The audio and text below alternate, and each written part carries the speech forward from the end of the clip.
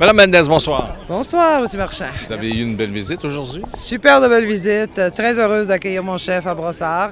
Sur la Rive-Sud, en fait, on l'a accueilli dans 4 circonscriptions de la Rive-Sud. Nous étions 4 candidats, dont ma collègue Sherry Romanado qui est de Longueuil-Charlemagne. On avait le collègue de Montarville, Michel Picard, et la collègue de Belley-Chambly, Karine Desjardins. Et c'est ça, Justin a fait vraiment une tournée exhaustive de la région, en commençant par la Chambre de commerce et d'industrie de la Rive-Sud ce matin. Ensuite, il s'est rendu à la Légion à Greenfield Park. Il a rencontré un groupe assez significatif de vétérans. Et il est venu à Brossard d'abord visiter la mosquée sur Grande Allée.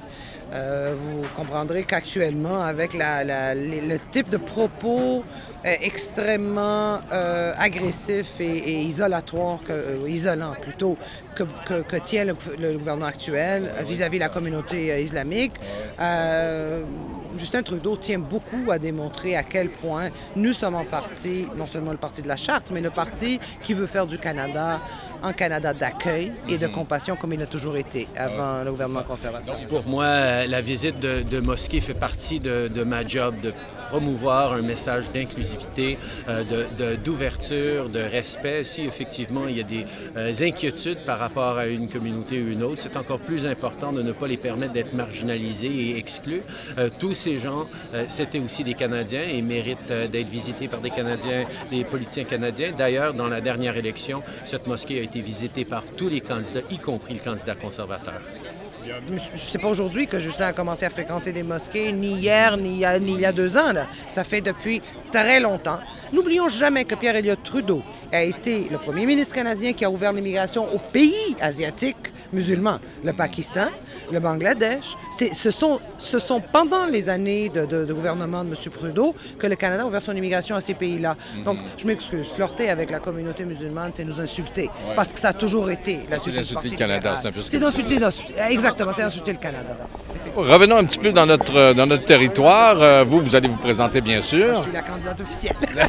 Oui. Donc, j'en suis très fière, oui. J'ai un ami aussi qui s'appelle... François Laramée. François Laramée, mais au Grady. Est-ce que François Laramée se présente également? Bien, il n'a pas annoncé quoi que ce soit. J'aimerais bien. J'essaie de le convaincre. Ah, oui, okay. J'essaie de le convaincre. Il y a Michael O'Grady qui a été conseiller municipal ici qui est candidat à l'investiture, lui. Et Là, évidemment, vous savez, là, le bloc est presque mort. En fait, c'est ce que disent les gens. Il peut peut-être ressusciter quelque peu parce qu'on est quand même dans un bastion très souverainiste sur la Rive-Sud. Oui. Excepté l'actuel comté de Brossard-Saint-Lambert. Oui, bien sûr. Le nouveau comté de Brossard-Saint-Lambert. C'est ça. Mais évidemment, est-ce que vous pensez que le NPD va faire le même score ou le Bloc pourrait renaître de ses cendres? Écoutez, malheureusement, et je le dis en toute sincérité, malheureusement, les citoyens, lorsqu'arrive une élection, rarement s'arrêtent à évaluer le travail de leurs députés. Je suis et je demeure convaincu, sans aucune arrogance, je demeure convaincu que si mes citoyens en 2011 ne jugeaient que ma performance comme député, probablement qu'ils m'auraient réélu parce que je crois que j'avais donné le maximum de ce que je pouvais donner à la circonscription pendant les 2 ans et demi que j'étais député. Je pense que lorsqu'arrive une élection générale, les citoyens sont portés à regarder les chefs. Qu'est-ce que le chef va offrir comme image de gouvernance potentielle? Et c'est comme ça qu'ils votent. C'est ce qu'on a vu en 2011, évidemment. Ce que le Parti libéral offrait comme chef ne satisfaisait pas du tout les Québécois. C'est M. Layton qui a vraiment gagné le cœur des Québécois. Oui, c'est ça. Et c'est pour ça qu'ils ont eu le score qu'ils ont eu. Est-ce que Mulcair va faire la même chose? Je pense que les Québécois ont beaucoup de respect pour le travail de M. Mulcair. Je ne crois pas que leur cœur est avec M. Mulcair. Alors que le flirt est avec Justin, là. Moi, je dis souvent... Il y a une connexion entre Justin et la jeunesse, là. C'est un peu ça aussi. Justin et le Canada, à commencer par le Québec. Moi, je dis souvent... Vous savez comment, dans le sous-conscient de la grande majorité des personnes, le fait qu'ils le connaissent depuis qu'il est né, qu'ils savent d'où il vient, c'est rassurant pour les personnes. Et ça, je pense que Justin, parce qu'il est aussi très ouvert et il parle à n'importe qui, puis il ne refuse aucune question, il est vraiment très, très, très ouvert et très proche. Vous voyez, il n'y a pas de gardien du corps, il n'y a pas de comité, il n'y a rien qui l'entoure. Il est là, il approche du monde. tout ça, pour les Canadiens, est extrêmement rassurant. C'est l'image du Canada qu'ils souhaitent projeter.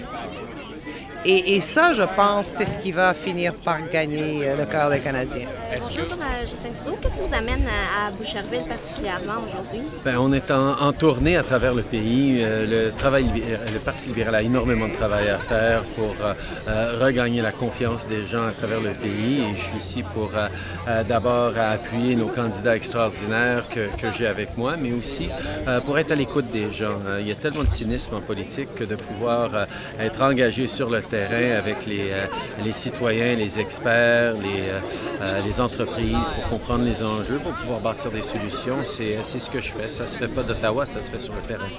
Vous allez rencontrer tantôt les gens d'affaires. Est-ce qu'il y a des sujets particuliers qui vont être discutés? J'ai eu une rencontre avec la Chambre de commerce ce matin, justement, et on a parlé beaucoup du besoin d'investissement en infrastructure, qu'on parle de ponts, comme le pont Champlain, évidemment, mais aussi d'élaborer des solutions pour l'investissement ici en Montérégie qui n'est pas en train d'être assez épaulé par le fédéral. Il y a beaucoup d'opportunités, mais il faut s'y mettre et les gens aux municipalités, même aux provinciales, ont besoin d'un partage. Nous avons été extrêmement heureux d'accueillir notre chef dans notre très belle région aujourd'hui. Et alors, c'est un énorme plaisir. It's with great pleasure that I would like to introduce to you the best leader, the next Prime Minister of Canada.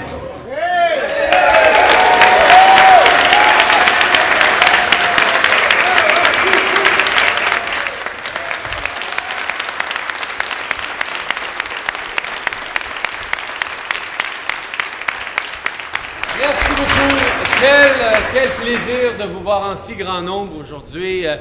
C'est le fun parce qu'on peut être dehors et dedans en même temps.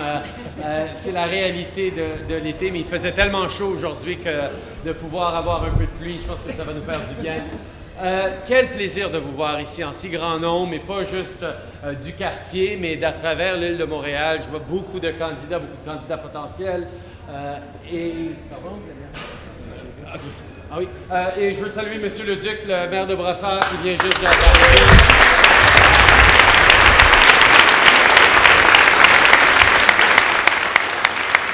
Ça souligne quelque chose sur lequel on travaille depuis un bon bout de temps. Il n'y a pas beaucoup d'avantages à avoir juste 37 sièges à la Chambre des communes. Mais un des avantages, ça veut dire qu'il y a beaucoup d'ouverture. Que oui, on fait face à d'énormes défis dans ce pays. Des défis de comment conjuguer comme il faut économie et environnement.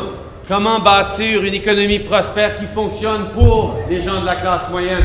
Depuis trop longtemps, depuis toute une génération, depuis 30 ans, même si le PIB du Canada, l'économie canadienne a plus que doublé en taille, une croissance de plus que 100 %, le revenu moyen des familles canadiennes a augmenté de juste 10 à 15 %.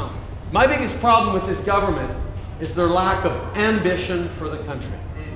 Ils regardent ce qu'on a, ils se disent, OK, on devrait pouvoir se cacher des plus grands problèmes auxquels on fait face. On devrait pouvoir juste se faufiler sur nos ressources naturelles, pas trop déranger, espérer que les grands défis vont passer au-delà de nos têtes.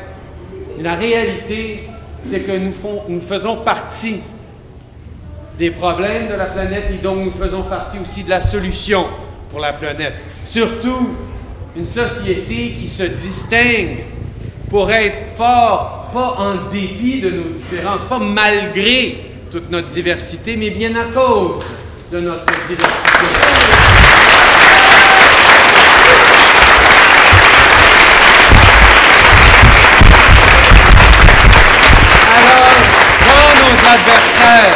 Quand nos adversaires jouent des jeux d'attaque, de division, de choisir à qui ils veulent parler, de choisir à quel groupe ils veulent puiser des votes pour ignorer ou même attaquer les autres, ne sont pas en train de rendre un service ni à ce pays, ni à cette planète.